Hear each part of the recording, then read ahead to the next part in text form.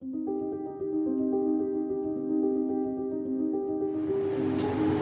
and girls, thank you very, very much for being here. Thank you for inviting me. Thank you for coming. Thank you for having us. I love this shit.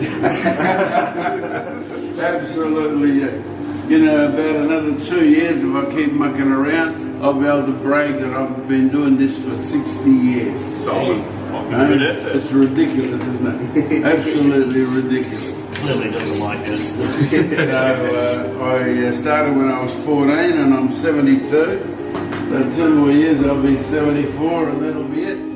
When we've got this tail, it goes, can you see how the spine goes straight and then come in close and see, and then suddenly the tail veers to another direction. That corner there, that's the most important joint for a butcher, because this separates the rump from the T-bone. So if I go down here, actually we'll have one of the pork chops still attached. Okay? So let's just play games with this. I'm going to cut across from there. I'm going to cut straight onto that joint. And because the hip is at such an angle, I've had to go on a slight angle to get around the hip joint.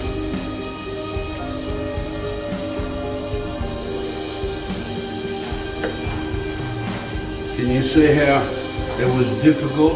I had the joint, but the hip bone was on that angle. All right, so we've taken that off, and what we're left with is a rough-looking T-bone, that's the nature of the beast. A lot of people order pork chops from the butcher. Oh, but I wanted them all one size. You can have them all the same weight, practically, but you can't have them all the same shape. Because over here, there's a lot of fillet. As the fillet diminishes, it gets smaller, so they're all going to be different. And one of the big jobs you've got is not to send out a little pork chop and a big pork chop to two guys on the side. Sick of being the guy that gets the small pork chop and the guy next to me's got a big one. Give us both small ones. All right? Okay, so now we're going to separate. These are the three main parts. We're going to separate the shoulder from the loin. And if I count, I go 1, 2, 3, 4. 5 is standard. If you're desperate to have an extra rib on your rack, you can cheat and go 4. That way there's an extra rib staying on your rack, because you might have a certain number of guests and you want that extra chop. Okay? By doing that, then we've got, so that's 5, got 2, 4, 6, 8, it's 9. There's a floater there that's not always there. So as you know, an 8-rib lamb rack is just perfection. Here you've got 8 to 9 ribs, but if we wanted to, we could turn it into a 10. All right, which I think I'm going to do. I'm going to go 1, 2, 3, 4. We'll go between the ribs. And the most important thing for me to remember is that the ribs are on an angle. There's none of this straight lines business. So every one of these joints is a cartilage. That's a rib. So when I want to cut between the 4th rib and the 5th rib, I've got to cut halfway through.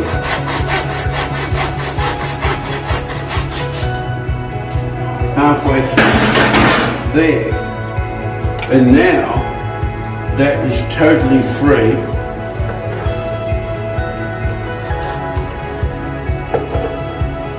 Voila. Nice, eh? And it's just hit the cartilage on the blade bone. Okay? When it's on the 5th rib, you don't see that. Now you can understand why the industry would cut it on the 5th rib and then leave the over here completely. But when you trim a rack, you get rid of a fair bit of the outside most of the time, and you're after that.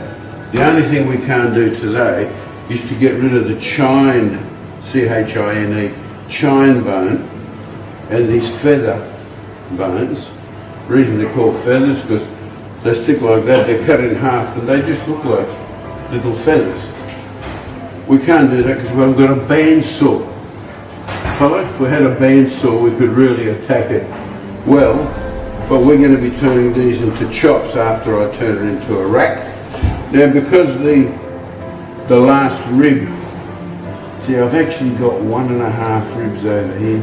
There's a half a rib floater. So now we've got 2, 4, 6, 8, 9, and that little tiny one. So we're going to go back to that little tiny one because it's too short, and we're going to cut through, and we're going to cut across at a slight angle. So now this way we have got all the rack, and now the short line which makes up T-bone, yes? Isn't it nice when you can refer to something like a T-bone to give you an idea of what the hell it is, you know? Short line pork chops isn't always the go. So that breaks at that cartilage joint, and there it is. Minimal fat, not the sort of pig that I like, because fat is flavour, and you also got a chance to take the skin off and leave a bit of fat on. But here there's nothing, but in some of the bigger pigs, the fat can be that thick. On the really large pigs, we got fat that's this thick, and it gets all separated in slabs and hung up to dry in Italy like prosciutto. And instead of you having bread and butter, you have lardo with bread, crusty bread that might have been toasted with a hint of garlic, hint of rosemary, and that pig fat that's been aged for a couple of months is just heaven. So there's the pork chops. Now, when they bone out the big pigs, it's because they're chasing the pork strip loin, which is very important in the industry these days. But that releases all these ribs as American spare ribs. But because the pig is too small, we don't want to turn it into a sirloin. We want to leave it as a rack or chops. So that means that we end up carving it off like this, and the only ribs we're going to have are the ones on the belly. So these ribs here that aren't coming out today, but would in a much larger pig, that's called the baby back ribs. You all know baby back ribs. But over here, these are the St. Louis ribs. Have you heard of St. Louis ribs? So baby back everyone's heard of. But these front ribs, they're a triangular shape of the same bone structure that is. These are all hard bone. Okay, they've got the little curve and they're just gorgeous. These are flat and they're big there and they keep getting smaller. While here, the white cartilage bones that are attached to them, they're bigger and they get smaller as it goes. So it's like two triangles side by side. And again, delicious, but more fiddly. But some people just can't eat those because they want to chew on these white bones. Okay, so let's just cut off these ribs. And when you're working as a butcher, so on a bandsaw, just go, done. When I'm working like this, I might need one of you in a second, if this is unstable, to hold that part for me. All right, so I'm just going to go and see how it goes. It's digging, so you lean across and just hold that firm. And what we've got is we've got a saw that's not cooperating because it's not sharp enough. So we're going to get. We're going to use that in a minute.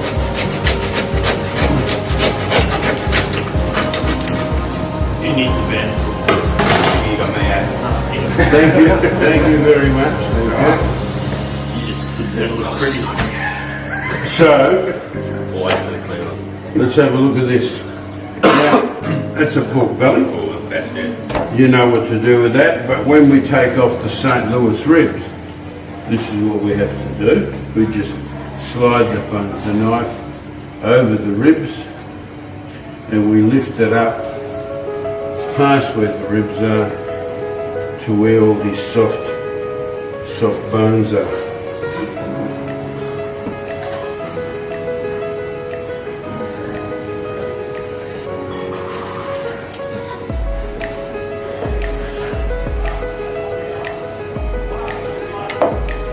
Alright, so beautiful St. Louis ribs. I presume that you all know that thing I was talking about. I need a thingy. I just need a cloth so that I can use that. That's it. Instead of so whenever you try to rip this off, it's better with a paper towel or a cloth because you just get good grip. Make sense? Yeah. Okay, and you see how quickly that lifts off. Maybe we should be getting oh my gosh, we did this. Yes? Actually, Now, what happens here is these membranes, when they're off bigger pigs, they become wrapping material for salamis and other things that we want to air dry. So nothing is wasted, eh? But I prefer that back on there so it becomes juicier with more ribs. Some of them lift off these bits of meat because they think they're ugly. Jesus Christ, what's this got to do with looks when you want to eat something that's beautiful? Now, this is our rack. If we remove the chine and these feathers, then we would have only the ribs to be able to go through. If we took off 2 fingers of meat on here, we'd expose these bones. So let's just do that because we're not going to upset anybody by not doing the perfect pork chops. But I'll cut right down there and this could be treated just like a mini pork belly. Yes? yes, please. It's not used for stir fry. Absolutely. So when it comes to this, the next step for the average butcher is to just go between the ribs and he will remove these rib fingers. Again, you know, you could just about cheat and eat all these and your boss won't even know because he won't remember they were supposed to be there. So rib fingers in the old days were just a cheap meal for one of the staff. But now, because everybody knows how good they are, they're always chasing them. I won't do any more. The reason I won't do any more, I want to show you something. This is butcher shop quality. But when you guys have got to do competition, okay, and this works with the pork, with beef, with lamb, cut down to the bone. Now, depend on how clean my nails are, because I'm really fussy about cleanliness. I'm just peeling back. Can you see what I just did? Can you see what I just did?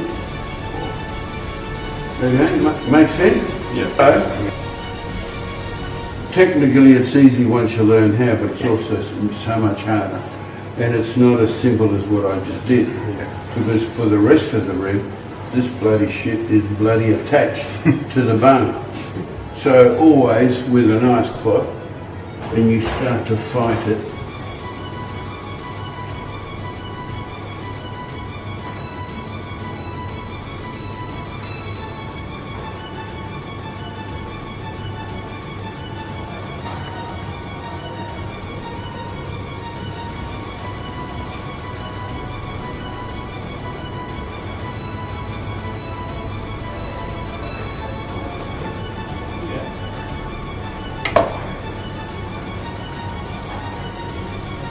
The younger the pig is, the easier this stuff is to do.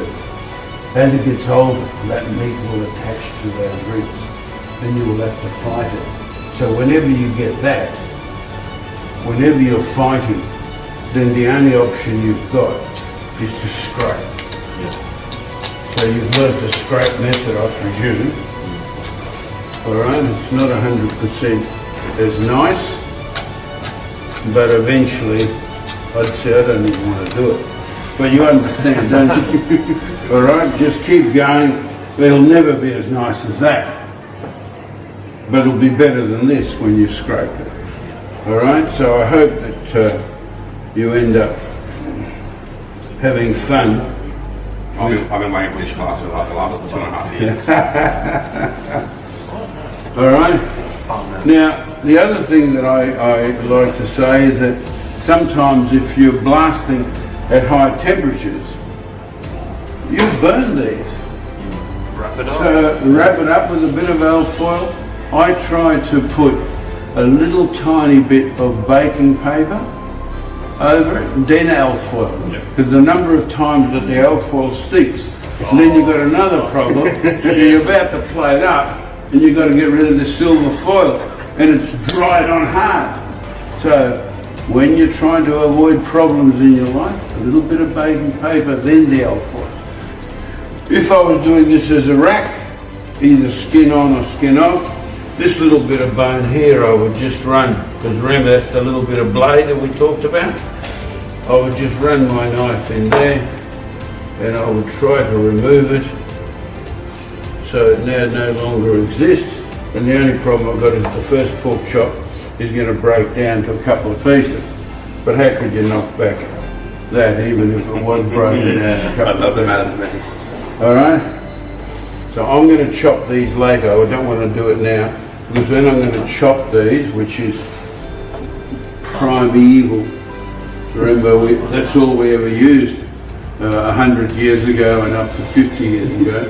When the bandsaw came in, all these little chips of bone that could get stuck in your teeth and really cause grief. Let's just do something here. So cute. Female pork. I can tell. Okay? And you say, how can you tell? How can you tell? Well, of course, when you've got the experience, it's just easy as hell. God has been good to us this morning because He's actually created this little white patch. And why is that little white patch there? Because both legs were together there. They weren't touching here, but here they were touching. But that's still pork rind. Okay? You can just see that's the fat and that's the rind. So this is white only because the two cheeks are touching. But this is our guide to what's male and what's female.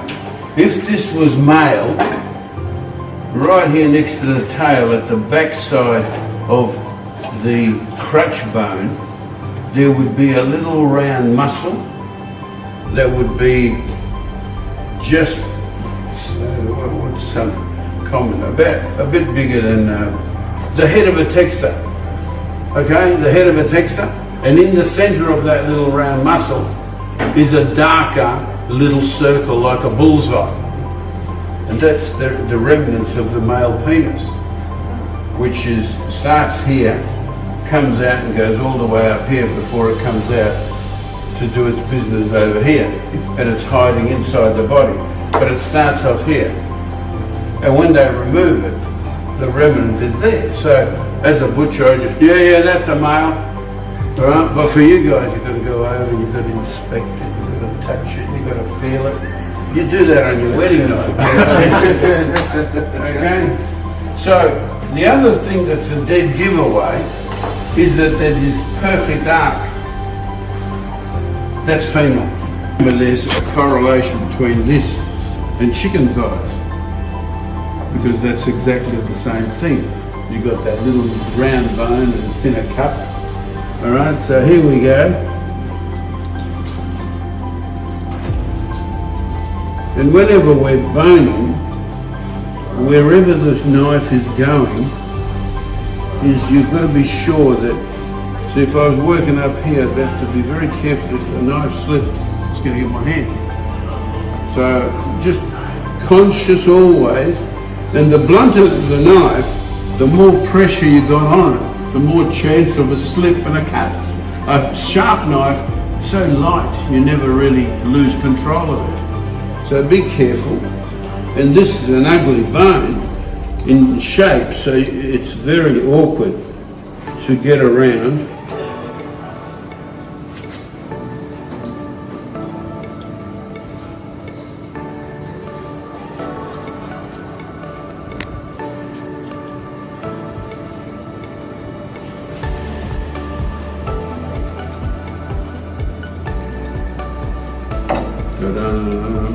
So it's a nice little bit of meat in it. So, Europeans would never waste that. They would go into a broth, a soup, a curry. There's so much meat on it, and they'd sit there just sucking away at those bones in heaven. That's it. So this is the shape of a prosciutto. As long as we were to trim that off and round this out, that would be just like a whole prosciutto bone in. Okay? We wouldn't have all this bone out if we did a ham. We'd take the tail off, but leave the rest of the bone in for a cooked ham. Alright? Now here is the knee. Okay? It wasn't me. Alright? So it takes nothing to take off the shank, which in German cooking is one of the great. This is the hindquarter shank. The front shank is delicious too, but it's not as pretty. And this one here can stand up. If we left more meat on it, it'd be just like a German knuckle. And then we could chop off that. So it would be like a little mountain. And all that crackle on the outside, and all that. I do like me a pork knuckle. Alright. Then because we know where the bone is from the knee to the joint, we just go like that.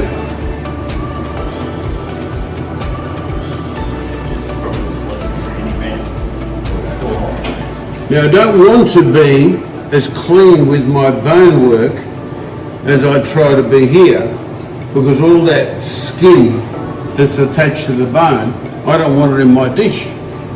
So don't ever try to be, because this bone I can turn that into pure cleanliness, but then I've got extra gristle inside my curry or stew or whatever it is that I was going to do.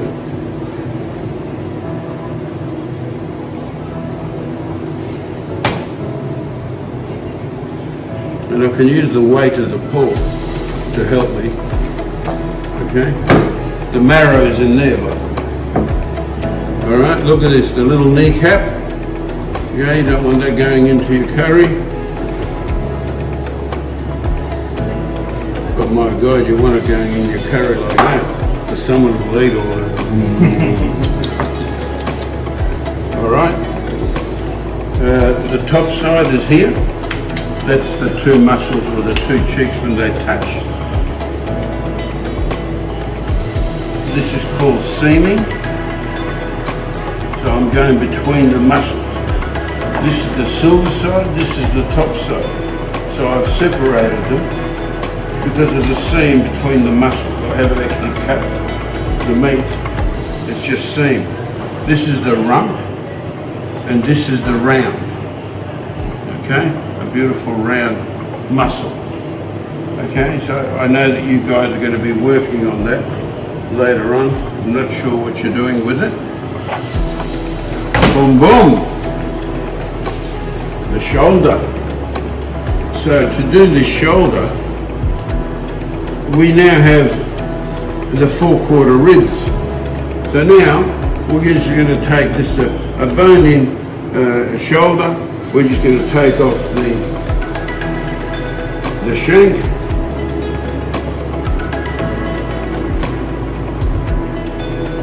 This is known as the 4/4 shank. And a little bit ugly, but oh my God, you roast that off. That meat underneath is crapper. It's just delicious. Delicious. Now we're going to go under the ribs because we want to remove these bones so we can get to the flesh. So I follow the ribs around.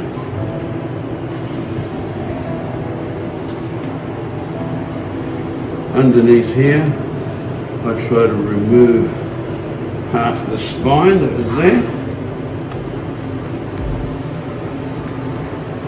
So we're slowly exposing the Scotch fillet.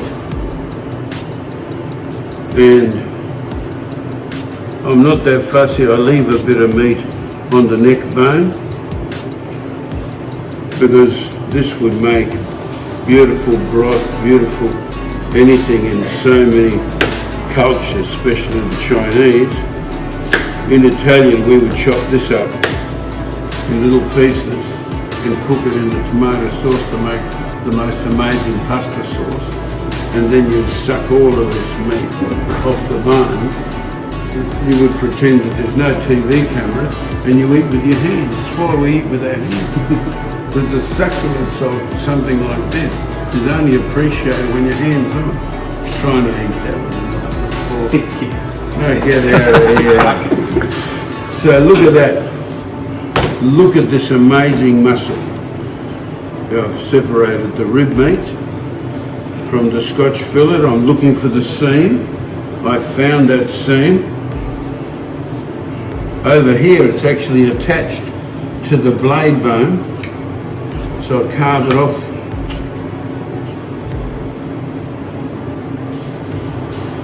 Makes sense? You can buy boneless shoulder from your butcher and he most probably will show you this. But if you say, no, I want the money muscle in my shoulder, that's the one. Because that is just sweet and succulent.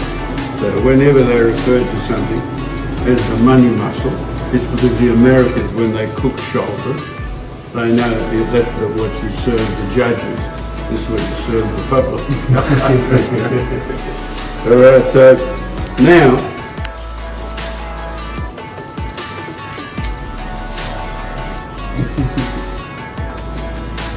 and to just separate the meat on top of that. This is the hardest butchering bone of the whole body. It's the most ugliest shape. It's the easiest one. At 4 months in the industry, it was this bone that made me slip and stab my leg. And I had to go to hospital because I hit a vein. And when I was only 2 months in, I got a bone.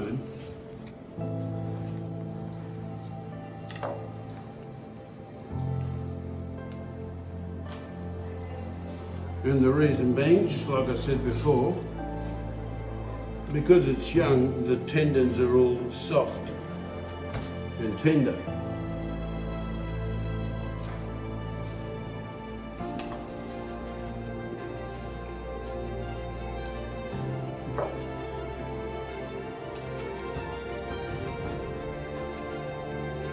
Hopefully show it.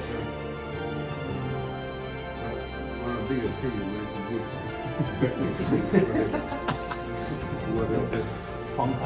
That's it. Now, if I was being fussy about this becoming a rolled shoulder, I could pull the bone out from between. But I'm going to open it up because I'm going to remove it.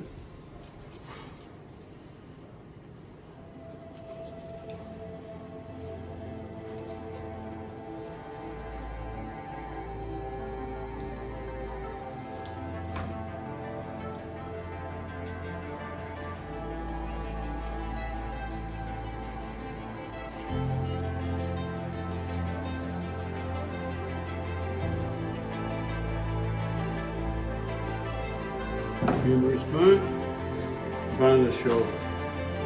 Nice thick part of the fat of a bigger pig. Very nice. You like that?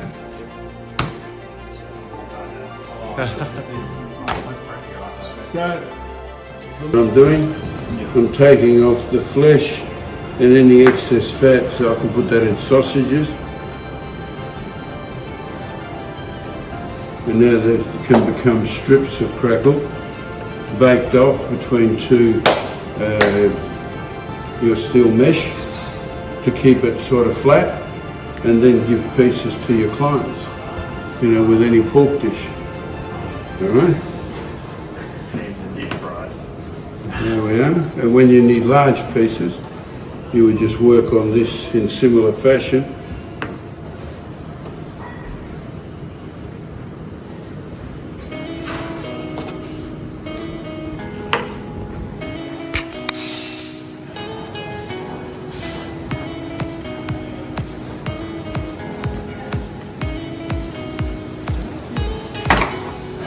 Okay. Wear gloves because they're dangerous, and they're also filthy because they grow so much bacteria underneath. And if your staff member is just a little bit slack with the way he takes them off, the rest of he's just contaminated both his hands with the bacteria that's underneath. And then he goes to the toilet and he gives the hands a quick wash in there, and then he comes in and doesn't wash his hands. You must wash your hands in the toilet, then you must wash your hands in here before you start. You get out a steak knife. I just got my little fella, and I'm going pork chop style. I understand you have to do some pork chops. Yeah. So the danger here is that when you don't know it, you could easily hit your hand. So you've got to figure out a way of holding it well away, and then you go like that. And the best part where the heaviest hitting is the back. If you go to the front, it's weak. When you're chopping in this part, it's good and heavy and everything works for you. But already there's little splinters. You see that? That's a splinter bone. You follow? So what I would do is I'd wash this before I cook it. I wouldn't wash it early, I'd wash it late. And while I'm washing it under cold water, I'd be rubbing with my hand to find every little bit. And then I'd pat dry the chop,